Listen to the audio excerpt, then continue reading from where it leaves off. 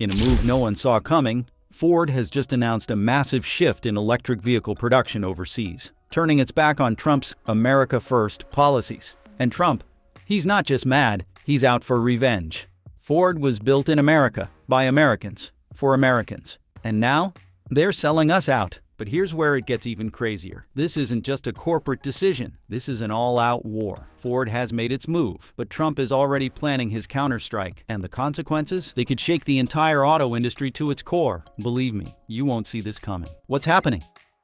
The announcement came out of nowhere, shaking the auto industry and setting off a political firestorm. Ford, a company that had long symbolized American manufacturing, had just revealed its plan to shift a significant portion of its electric vehicle production overseas. The decision clashed directly with Donald Trump's America First policies and reignited one of the most divisive debates in modern economic history. For more than a century, Ford had built its reputation on American labor and innovation. But now, as global competition in the EV market intensified, the company found itself making a choice that few had anticipated. Moving production abroad was not just a business decision, it was a direct response to economic forces that Ford believed it could no longer ignore. The announcement triggered an immediate reaction. News outlets dissected the implications. Political commentators debated the fallout, and the public voiced their frustration. Within hours, Trump weighed in with a scathing statement, accusing Ford of turning its back on the American worker. His supporters echoed the sentiment, fueling a wave of criticism across social media and conservative news platforms. And Ford's next move? It's even bolder than anyone expected. But to understand why Ford made this bold and controversial decision, we need to look beyond politics to the very foundation of the global auto industry. Why Ford took the risk.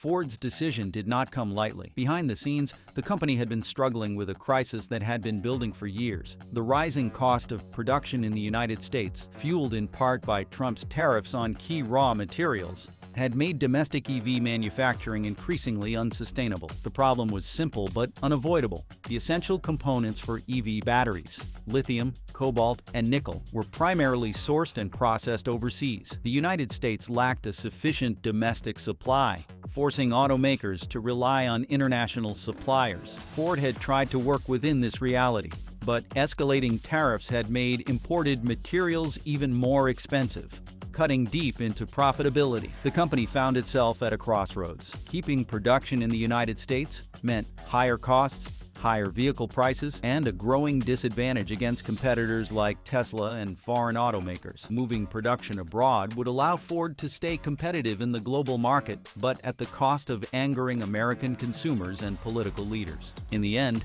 the company chose the path that would keep it in the EV race. Ford framed the decision as a necessary step toward sustainability and innovation, positioning itself as a leader in the global transition to electric vehicles. The move, they argued, was not about abandoning American workers, but about ensuring the company's long-term success. But for many, especially those aligned with Trump's economic vision, this was not a strategic adjustment. It was a betrayal. But what Ford did next turned this from a business decision into a full-scale political war. Trump was never one to back down from a fight, and when he attacked, he did so with full force. Trump's counterattack. Trump's response was swift and aggressive. At his next rally, he condemned Ford's decision, framing it as another example of corporate greed at the expense of American jobs. He called for immediate action, urging consumers to boycott Ford vehicles and demanding that lawmakers impose penalties on companies that moved production overseas. Within days, Republican leaders followed his lead, proposing new tax penalties targeting automakers that shifted jobs abroad. Conservative media outlets reinforced the message, arguing that Ford's move set a dangerous precedent for other major U.S. manufacturers. Social media erupted in outrage, with thousands of users calling for a nationwide boycott of Ford. The backlash extended beyond political circles, affecting local communities where Ford factories played a crucial economic role. Workers and business owners feared the long-term impact of the company's decision, questioning whether this was just the beginning of a larger shift away from American manufacturing. As pressure mounted, Ford found itself in an increasingly difficult position. The company had anticipated some criticism, but the sheer scale of the backlash threatened to undermine its future in the American market. But Ford had an ace up its sleeve, a counterstrike no one saw coming. Ford wasn't about to let Trump's attacks define the narrative. It had a strategy, and it was about to make a bold move of its own. Ford's bold response. Ford knew it had to act quickly. Allowing Trump's narrative to dominate public opinion could do irreversible damage to the brand. Instead of retreating, Ford countered with a carefully planned response that reframed the conversation. The company issued a statement reaffirming its commitment to American workers. It emphasized its continued investment in U.S.-based EV infrastructure, pointing to multi-billion-dollar projects in Michigan, Tennessee, and Kentucky. These investments, Ford argued, would create thousands of American jobs, while also advancing the country's transition to clean energy. At the same time, Ford announced new partnerships aimed at reducing reliance on foreign suppliers. The company was working to expand domestic battery production and develop supply chain solutions that would, in the long run, make American EV manufacturing more sustainable. The response was strategic, addressing concerns from both economic and environmental perspectives. While Trump and his allies continued their attacks, some state governors and business leaders pushed back, arguing that Ford's plan represented the future of the auto industry. Democratic leaders framed the move as part of a larger shift toward green energy, while some Republican governors highlighted the benefits of Ford's ongoing domestic investments. Despite the pressure, Ford remained firm. The company made it clear that while it was expanding globally, it was not abandoning the American market. Instead, it was positioning itself to compete in a rapidly changing industry, one where nationalistic policies could no longer dictate business strategy. But Trump wasn't done. His next move could shake the entire auto industry. With both sides refusing to back down, the battle between Ford and Trump was no longer just about one company. It had become a defining moment for the future of American manufacturing. The industry joins the battle. The battle between Ford and Trump was no longer just about one company. As the controversy grew, other automakers found themselves caught in the crossfire, forced to either take a side or carefully navigate the chaos. General Motors and Stellantis, two of Ford's biggest competitors, chose to stay silent. Both companies had experienced their share of political pressure in the past and understood that taking a strong stance could easily backfire. Internally, their leadership teams monitored the situation closely, knowing that Ford's struggle could set a precedent for how the government might handle auto manufacturers in the future. Tesla, on the other hand, wasted no time capitalizing on the moment. Elon Musk, never one to miss an opportunity for self-promotion, positioned Tesla as the ultimate Made in America brand. On social media, Musk highlighted Tesla's domestic production, reminding consumers that his company had kept its factories in the United States while others moved jobs overseas.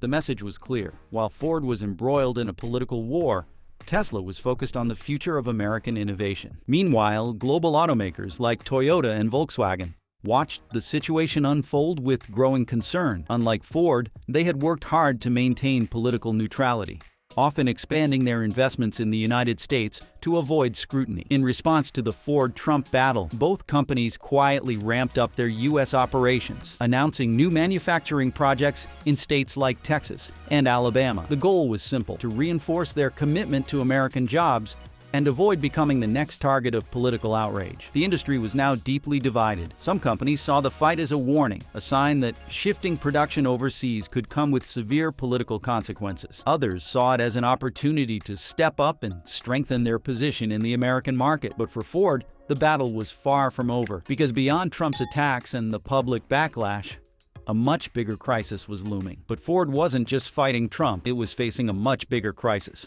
the EV supply chain nightmare. As Ford struggled with political pressure at home, another battle was unfolding, one that would determine whether American automakers could compete in the global EV market at all: the hidden war.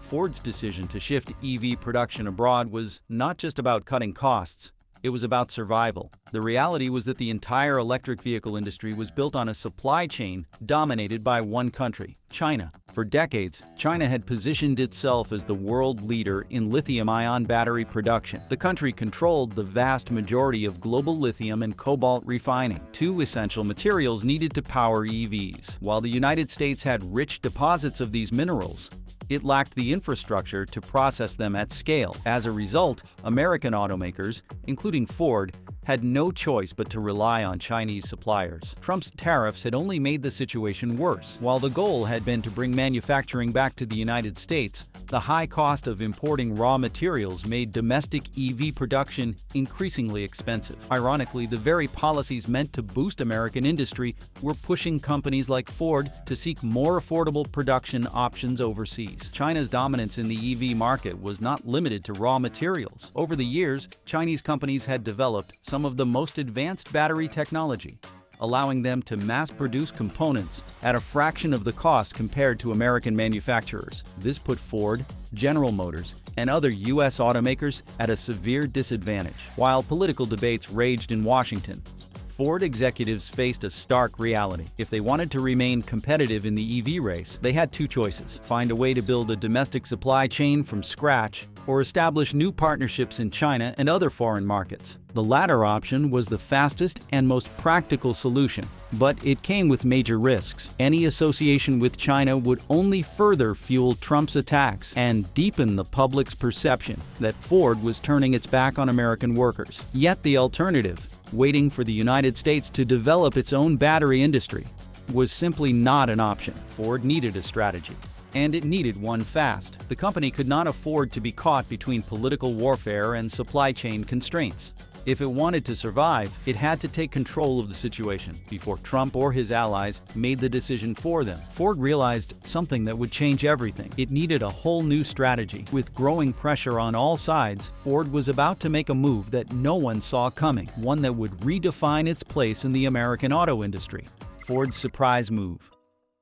With Trump pushing for boycotts and lawmakers considering penalties for outsourcing, Ford needed to act decisively. The company could not afford to let political pressure dictate its future. So rather than backing down, Ford did the unexpected. It doubled down on its American investments. In a bold announcement, Ford unveiled plans for a new battery manufacturing plant in Michigan, a direct response to criticism that it was abandoning American workers. The facility would focus on advanced battery technology, reducing the company's dependence on foreign suppliers and strengthening its domestic operations. At the same time, Ford announced new partnerships with tech firms to accelerate research into next-generation EV batteries. The goal was to position the company as a leader in battery innovation, ensuring that future production could be done on American soil without reliance on foreign materials. Beyond manufacturing, Ford launched a major rebranding campaign to regain public trust. Advertisements highlighted the company's long history in the United States, emphasizing its continued commitment to American jobs and technology. The message was clear: Ford was not just another automaker,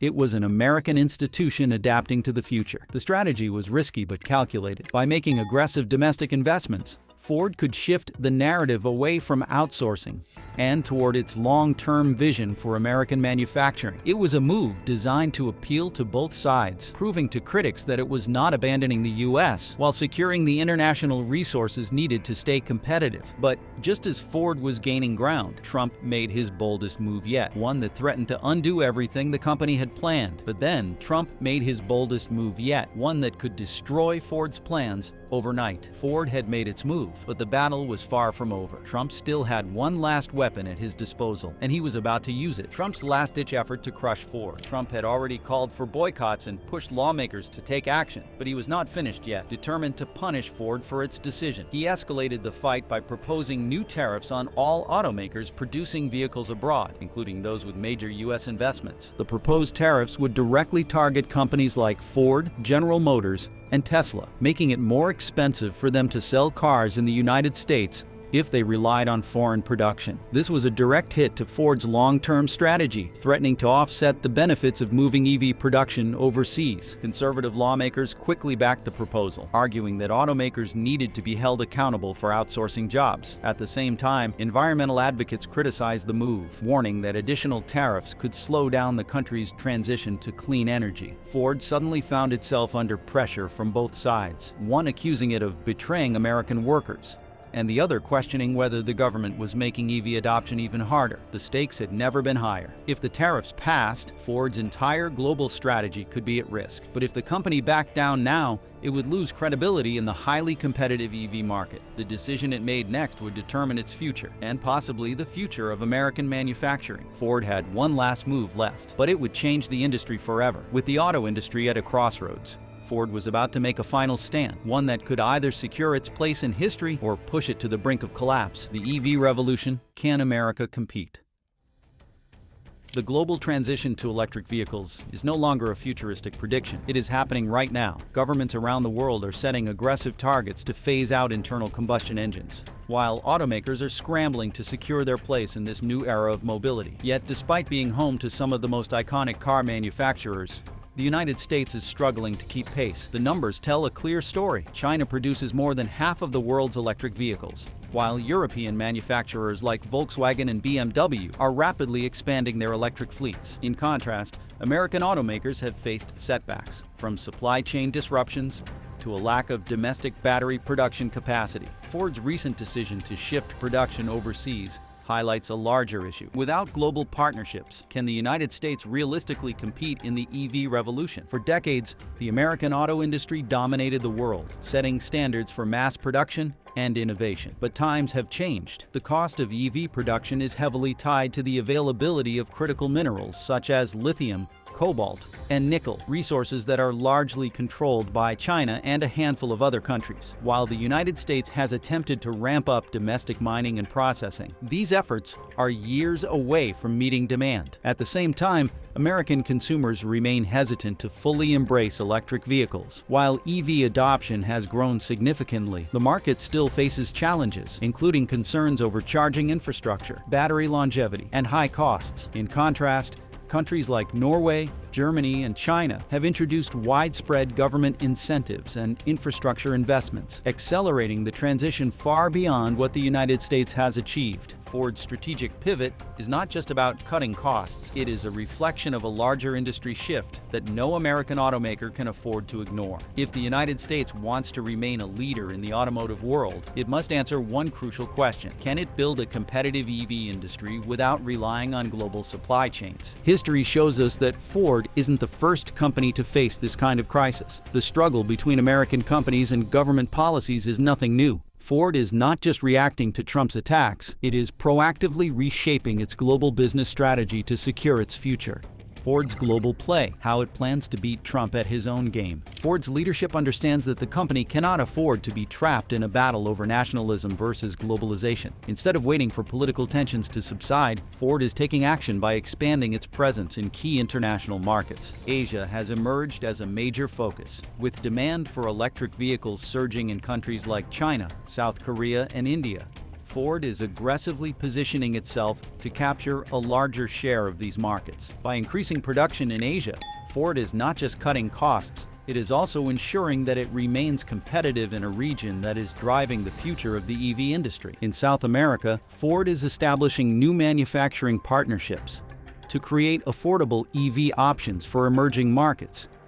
Countries like Brazil and Argentina are beginning to see growing demand for electric mobility, and Ford is investing in production facilities that will allow it to gain an early foothold in these regions. At the same time, Ford is securing strategic alliances with key players in the battery industry. In a major move, the company recently announced a partnership with battery manufacturers in Japan and South Korea, ensuring a stable supply of essential components. This decision directly counters the narrative that Ford is abandoning American production. Instead, it highlights the company's commitment to securing its future in a rapidly changing industry. Ford's message is clear: it is playing a long game. While political battles may dominate the headlines, the company is focused on positioning itself as a leader in the EV revolution, no matter where production takes place. But Trump still had one move left: his final attempt to stop Ford. With Ford doubling down on its global strategy, Trump was not willing to let the fight end there. The tipping point: what happens next?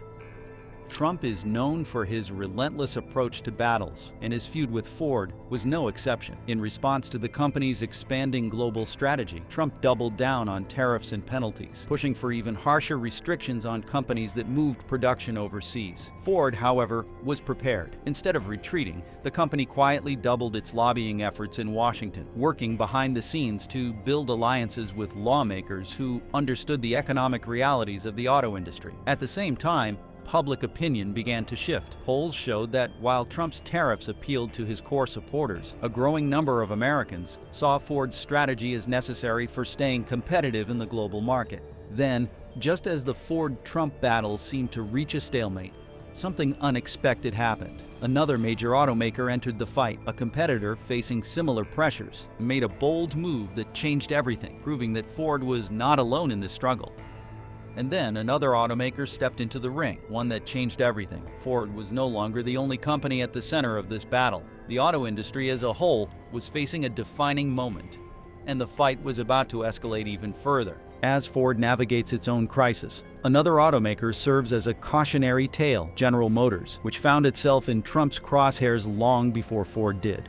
General Motors versus Trump. In late 2018, General Motors stunned the nation with an announcement that sent shockwaves through the auto industry. The company, once the largest automaker in the world, revealed plans to shut down 5 manufacturing plants in North America and lay off nearly 15,000 workers. The decision was driven by shifting industry trends. Sedans were rapidly falling out of favor as consumers turned to SUVs and trucks. At the same time, General Motors was ramping up investments in electric and autonomous vehicles. To realign its business with future demands, the company needed to cut costs and optimize production. But for Trump, the explanation wasn't enough. The shutdowns affected key states that had supported him in the 2016 election, making General Motors an easy political target. Within hours of the announcement, Trump lashed out on social media, threatening to cut the company's government subsidies. By 2022, General Motors had successfully repositioned itself as a leader in the EV revolution. Its stock rebounded, its reputation recovered, and the controversy faded. Ford is now facing a similar dilemma. Like General Motors,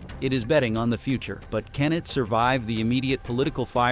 Ford is watching closely, because this battle is far from over. The struggles of General Motors raise a bigger question. Is Ford's move part of a larger trend? And what does this mean for the future of the American auto industry? What this means for the auto industry. The battles between Trump and automakers highlight a critical challenge facing American manufacturing: how to compete in a global market while maintaining political and public support at home. Ford's move to shift EV production abroad is not an isolated case. In recent years, other automakers have been forced to make similar decisions, not just because of political pressures, but because of economic realities. The biggest question now is, will more automakers follow Ford's lead and move operations overseas to stay competitive? If the cost of raw materials, labor, and regulations continues to rise, companies may have no choice but to seek alternatives outside the United States. Another looming factor is the 2024 election. If Trump wins, will he double down on tariffs and penalties for companies like Ford, potentially pushing the auto industry into deeper turmoil?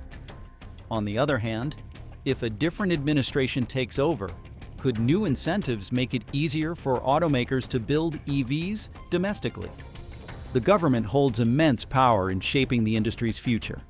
Policies that encourage domestic battery production, lower material costs, and invest in EV infrastructure could be the deciding factor in whether the next generation of American cars is built at home or abroad. As Ford fights to maintain its reputation and long-term strategy, the rest of the industry is watching. The choices made in the next few years will determine the direction of American manufacturing for decades to come. This battle isn't just about Ford, it's about the future of American manufacturing. The final question remains: where do you stand in this debate? The final question: what side are you on? Ford has made its move. Trump has launched his counterattack. The industry is caught in the middle, and the outcome remains uncertain. The real question is, what happens next? Ford has survived the initial backlash, but at what cost? Will its decision ultimately secure its future in the EV market, or will it permanently damage its reputation with American consumers? Trump's policies continue to divide the auto industry. While some believe his economic nationalism is necessary to protect American jobs, others argue that globalization is inevitable and that companies like Ford must adapt to survive. The Ford-Trump clash is more than just a political fight. It is a reflection of the larger battle between tradition and progress, between nationalism and globalization, between short-term loyalty and long-term strategy. So now we turn the question over to you. Has Ford just redefined American manufacturing forever? Or is this the beginning of the end for the company's standing as an American icon? Drop a comment below and let us know. Is Ford making the right move, or is this a mistake they will regret?